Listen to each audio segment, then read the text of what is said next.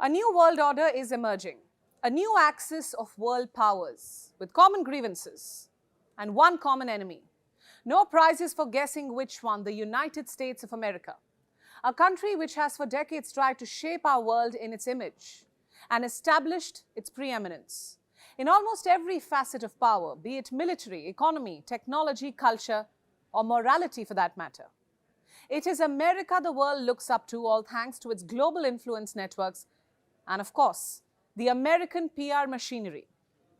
But what if I tell you that things are changing?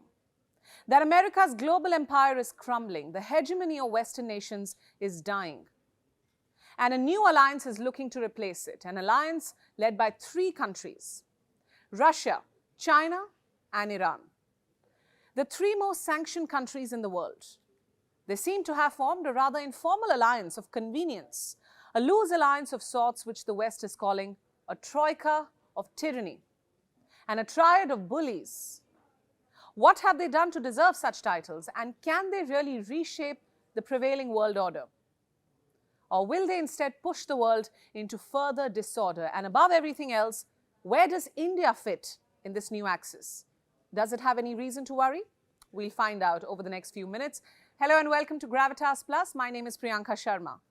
A new global alliance is now in the making, an alliance between China, Iran, and Moscow. They're forging their strategic, defense, and economic ties.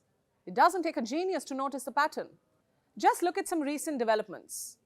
Ever since Russia invaded Ukraine, the three countries have come closer. Yes, China is uncomfortable with the war, but it still provides Russia with a diplomatic umbrella. It is also helping Moscow economically by rejecting the G7's price caps on oil. The same case with Iran. It is still buying Russian oil and sending weapons in return. Yes, for the last 1 year, Tehran has sent countless kamikaze drones. And if reports are to be believed, it might just send ballistic missiles by this October. These deals are being accompanied by state visits. Leaders and officials from all three countries have been frequently flying to each other's capitals. In July last year, the Russian president went to Tehran. He met his counterpart, Ebrahim Raisi, and discussed strengthening bilateral ties. Contrary to expectations, Iran didn't downplay this visit. In fact, it rolled out a red carpet for Vladimir Putin.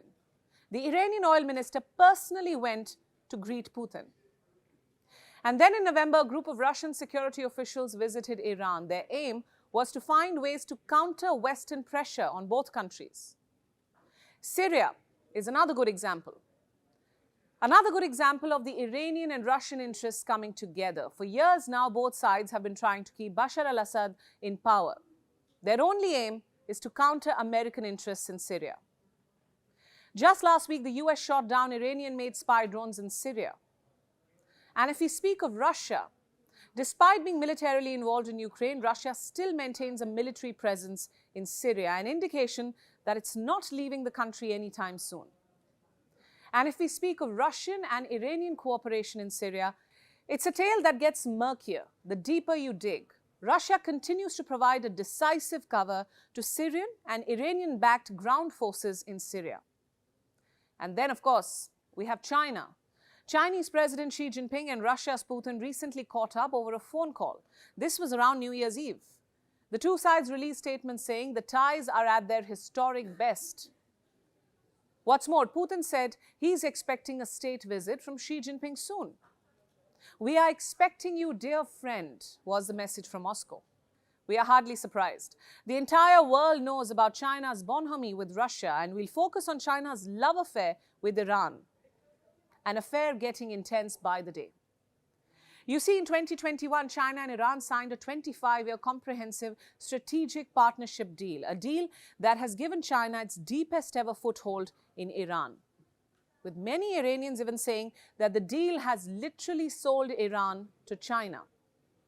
But the Islamic Republic's leadership doesn't see it that way. Why?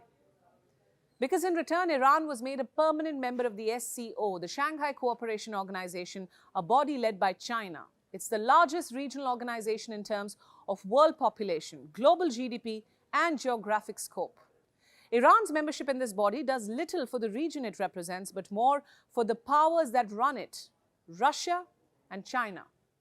With Iran on their side, their ambitions of countering the West get greater legitimacy and support. For Iran, this membership helps it battle the economic isolation from the West. So it's a win-win deal of sorts. In December last year, China's Vice Premier Hu Shunhua flew down to Tehran, and more recently, Iran's president visited China, Ebrahim Raisi. He was in Beijing from the 14th of February to the 16th. The Chinese president gave him a red carpet welcome, followed by a guard of honor by the Chinese military. The arrangements were grand, to say the least. They had to be. After all, this was the first state visit by an Iranian leader to China in almost 2 decades, and Raisi didn't go to Beijing alone.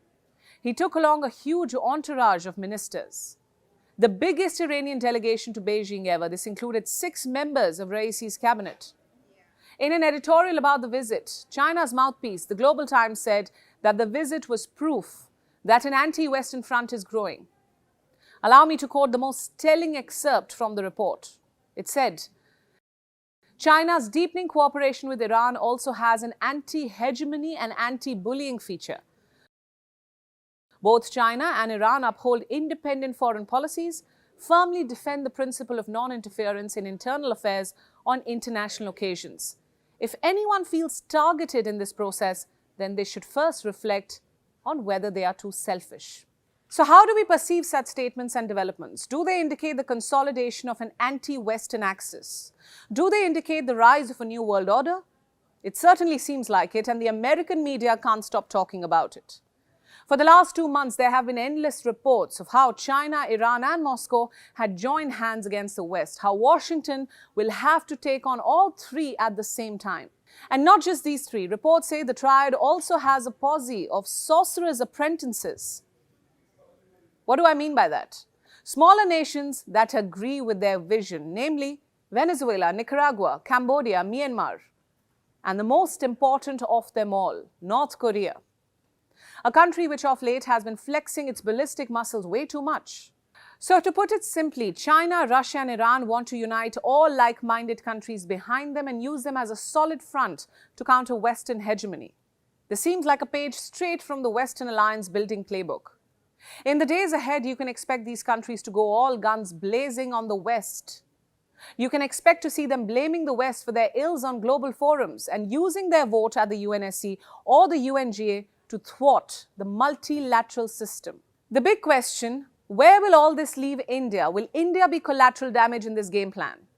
Well, we wouldn't go so far as to say that. You see, India has historic ties with Russia. India and Iran also share a cordial relationship. China is obviously an exception. It never fails to provoke India. Yet, New Delhi and Beijing have managed to not let the tensions flare up dramatically. So should India worry about this alliance? We don't think so. This triad just has one rotten apple as far as India is concerned, China. I don't think the other members of this alliance, both present and future, would square off against India, especially Russia and Iran. One can't imagine these two joining an anti-India alliance. In fact, this alliance isn't even about India. It's about the West, its monopoly, its dominance, its brazen lectures, and its selfish wars. My point is simple. Russia, China and Iran may have their own ulterior motives. They may have their own differences with the West, but their plan might find takers simply because way too many countries are fed up with the West treating the world like their playground, waging wars at whim, imposing sanctions at whim, and preaching to others at whim. Their superpower status may have crumbled, but their sense of entitlement clearly has not. And this sense of entitlement is exactly what's uniting others against them.